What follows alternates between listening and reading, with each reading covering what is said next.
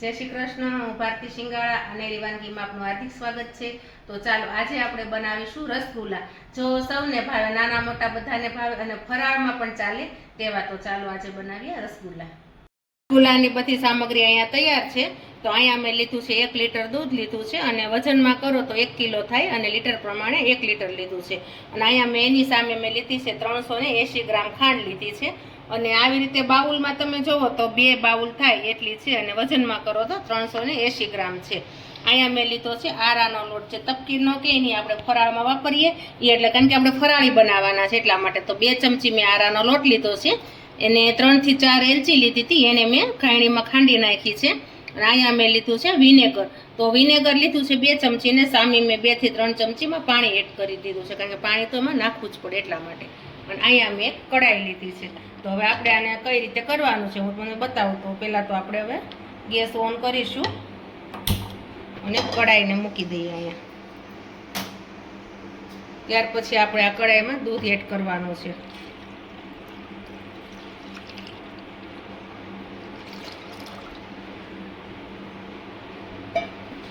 હવે આપણે એને 2 ઉભરો આવે ત્યાં સુધી આપણે એને હલાવવાનું છે, 1 થી 2 ઉભરો લેવાનો છે।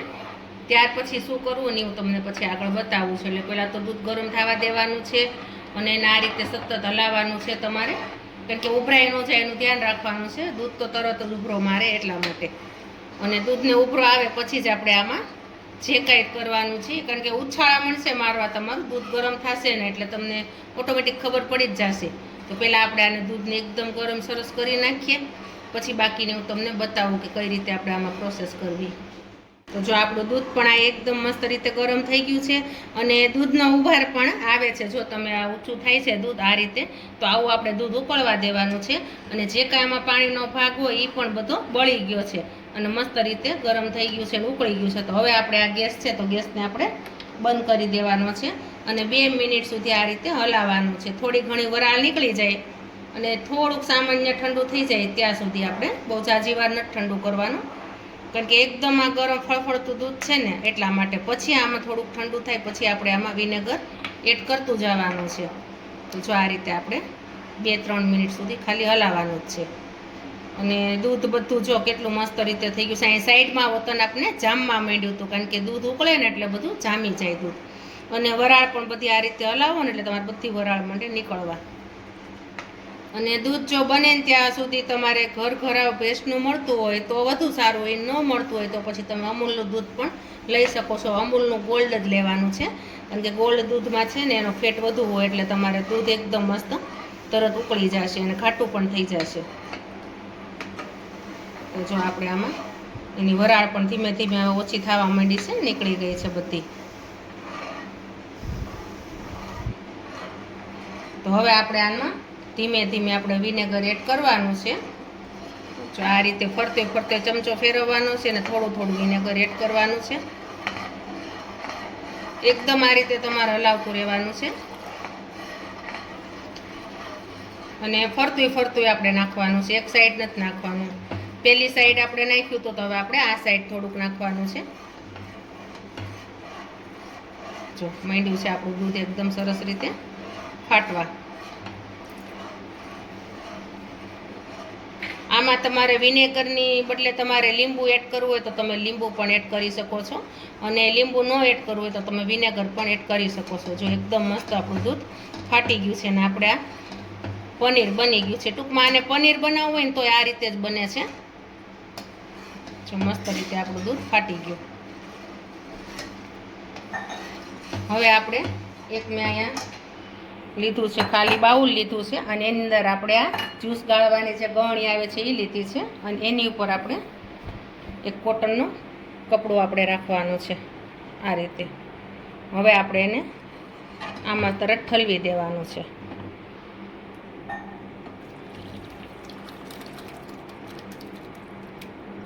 આ રીતે હવે આપણે આ રૂમાલના બધા છેડા ભેગા કરી લેવાના છે ધીમે ધીમે કરીને, અને એને આપણે ઊંચું લઈ લેવાનું છે એટલે બધું પાણી છે એ આમાં નીકળી જશે। અત્યારે જો ગરમ છે એટલે હવે આપણે આ પાણી છે તો એને આપણે ફેરવી નાખશું, બીજા વાસણમાં લઈ લેશું અને હવે આપણે આ જાળીને પણ બીજા વાસણમાં મૂકી દઈશું, કારણ કે હજી આને આપણે ધોવાનું છે, એટલે આપણે બીજું વાસણ લેવું જ પડશે. જો પાણી આ રીતે તમે આમ પકડી રાખશો એટલે બધું જે કાંઈ હશે એ બધું નીતરી જશે આમાંથી પાણી. ગરમ હોય એટલે તમે થોડી વાર તો એને હાથ નહીં અડાડી શકો, એટલે થોડી વાર આ રીતે જ તમારે રાખવાનું છે. હવે મેં બીજું બાઉલ છે એમાં લઈ લીધું છે, આને આપણે સાઈડમાં કરી દઈશું. જો આપણે મસ્ત રીતે પનીર થઈ ગયું છે, તો હવે આપણે આને 2 મિનિટ સુધી છે ને આ રીતે વરાળ નીકળવા દઈએ, પછી આપણે આને ધોવાનું છે. તો 2 મિનિટ આ રીતે હું રહેવા દઉં છું આને. આપણે 2 મિનિટ આને રહેવા દીધું તો આમને માવાને તો મસ્ત રીતે હવે ઠરી ગયો છે. તો અહીંયા મેં પાણી લીધું છે ઠંડુ, તો પાણી આપણે આમાં નાખતા જશું અને આ રીતે હાથથી એને ચોળીને ધોવાનું છે. એટલે તમારા હાથ વડે જ આ રીતે ચોળીને ધોવું પડશે. આમાં ચમચી નહીં હાલે, ચમચો પણ નહીં હાલે, એટલા માટે. જો આ રીતે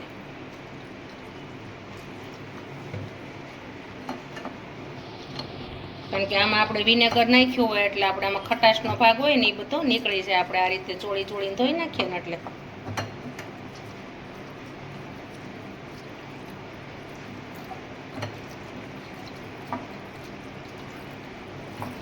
તો આ રીતે તમારે ધોવાનું છે.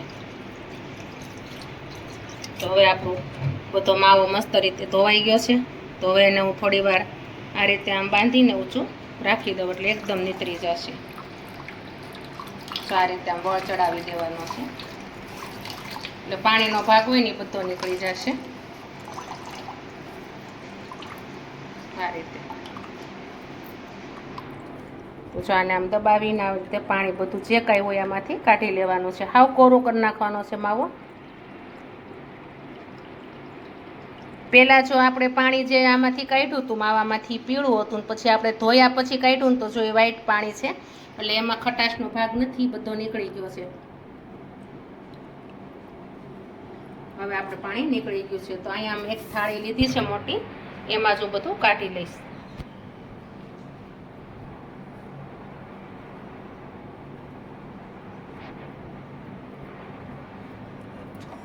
આવો માવો થઈ જશે તમારો. આને હવે છૂટો કરી નાખવાનો છે હાથ વડે આ રીતે. સાવ કોરો થઈ ગયો છે, આમાં પાણીનું એક ટીપું પણ હવે નથી. જો એકદમ મસ્ત રીતે કોરો અને છૂટો થઈ ગયો છે. 2 મિનિટ સુધી આપણે એને રહેવા દીધું હતું ને પછી આપણે ધોયું ને એટલે સરસ બની ગયો છે. હવે આપણે આની અંદર 2 ચમચી જે આપણે આરાનો લોટ લીધો હતો ને એ આપણે એડ કરશું. તો અમે 2 ચમચી આરાનો લોટ લીધો તો એડ કરું છું. ધીમે ધીમે નાખતી જઈશ અને હાથથી આ રીતે મસળવાનો છે. જેમ આને મસળો ને માવાને એકદમ લીસો ને સરસ થશે, એટલે હાથને ભીં દઈને જ આપણે મસળવાનો છે.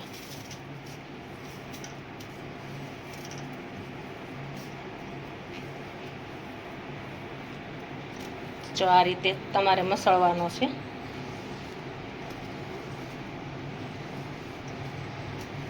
થોડી વાર લાગશે તમને આ બધું મસળતા, કારણ કે એકદમ આપણે એને લીસો કરવાનો છે એટલા માટે.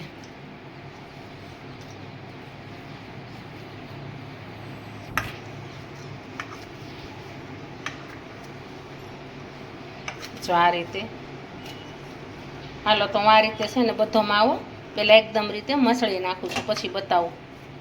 તો જો આપણે આ રીતે બધો એને મસળવાનો હતો તો આપણે આ રીતે બધો મસળો છે, પણ આ રીતે એને હથેળીથી મસળવાનો.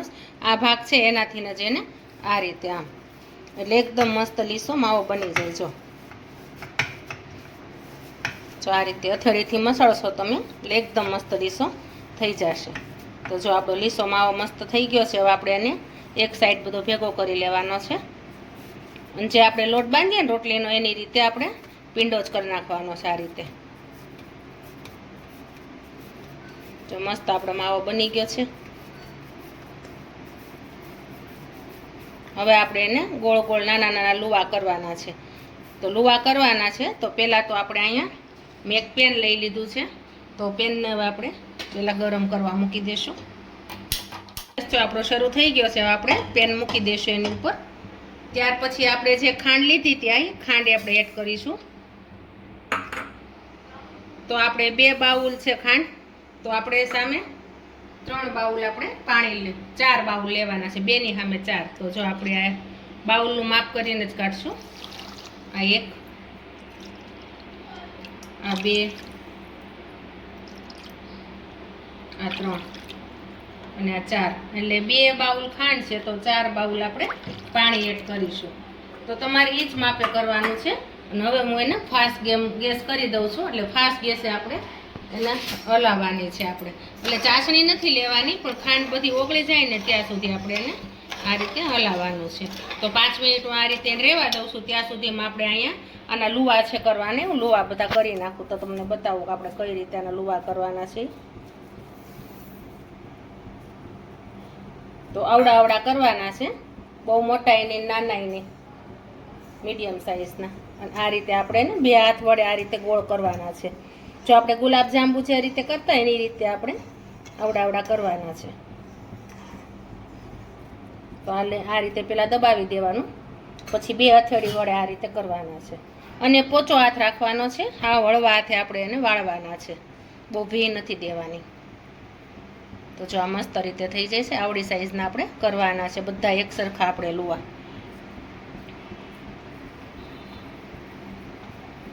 અને આ તમારે ફરાળમાં પણ ચાલે. હમણાં શ્રાવણ મહિનો આવશે તો તમે શ્રાવણ મહિનામાં ઘરે બનાવો તો તમે ખાઈ શકો. બહારથી લાવતા હોય બજારમાં તો એમનું નક્કી ન હોય કે આની અંદર શું બીજું ભેળવતા હોય.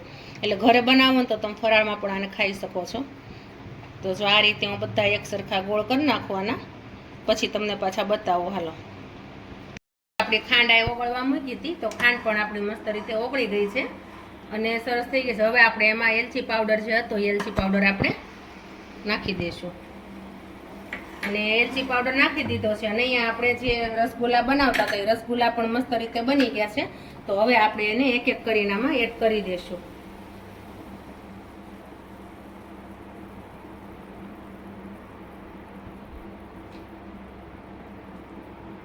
જો સુગંધ પણ બહુ મસ્ત આવે. એલચીનો પાવડર તમે નાખો ને એટલે એલચીથી બહુ મસ્ત સુગંધ આવે.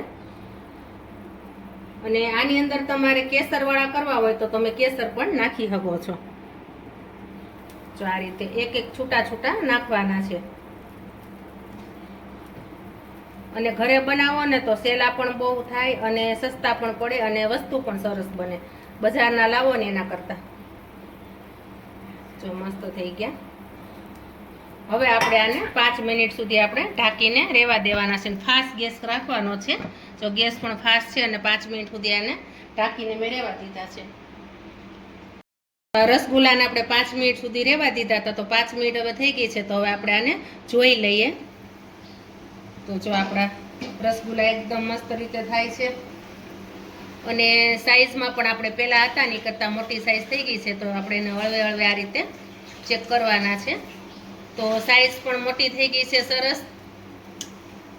અને ચાસણી હતી અને ચાસણી થોડી ઘણી પી લીધી છે એટલે એની સાઈઝ પણ મોટી થઈ ગઈ છે અને ફૂલવા પણ માંડ્યા છે. પહેલાં તમે જોયા ત્યારે સાવ નાની સાઈઝ હતી, અત્યારે જો આટલી મોટી થઈ ગઈ છે. તો હજી આપણે એમાં 1 કપ જેટલું પાણી એડ કરવાનું છે. તો હજી આપણે 1 કપ આમાં પાણી એડ કરી દઈએ અને હજી આપણે એને 5 થી 7 મિનિટ સુધી રહેવા દેવાના છે. તો પાછું આપણે આને ઢાંકીને મૂકી દઈશું.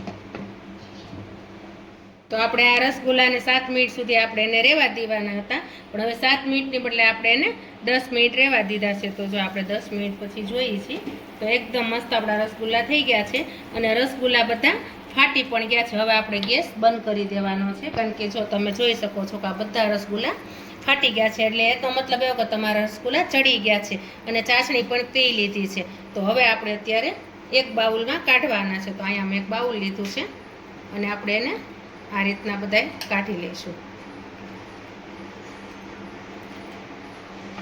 અને આને બાઉલમાં કાઢ્યા પછી અડધો કલાક સુધી આપણે એને આમ જ તે બહાર રહેવા દેવાના છે. પછી બહાર અડધો કલાક થઈ જાય ત્યાર પછી આપણે એને ફ્રીજમાં મૂકવાના છે. તો જો આપણે આ રીતે બધા કાઢી લઈશું. ચાલો આ રીતે બધાને હું આ રીતે બાઉલમાં કાઢી લઉં છું. તો આપણા રસગુલ્લા તૈયાર થઈ ગયા છે. તો જો આપણા રસગુલ્લા તૈયાર છે, એકદમ મસ્ત બની ગયા છે. અને જો હું તમને બતાવું ખરા પણ એકદમ આને આપણે દબાવીએ તો જો ચાસણી પણ નીકળે છે, એકદમ પંચી બન્યા છે. ને આને પાછા તમે ચાસણીમાં મૂકો એટલે પાછા ચાસણી પી લેશે, એટલે પાછું મોટું રસગુલ્લું થઈ જશે. તો એકદમ મસ્ત બની ગયા છે. તો તમે જરૂરથી મારી આ રેસીપી ટ્રાય કરજો, લાઈક કરજો, શેર કરજો, સબસ્ક્રાઈબ કરજો. જય શ્રી કૃષ્ણ.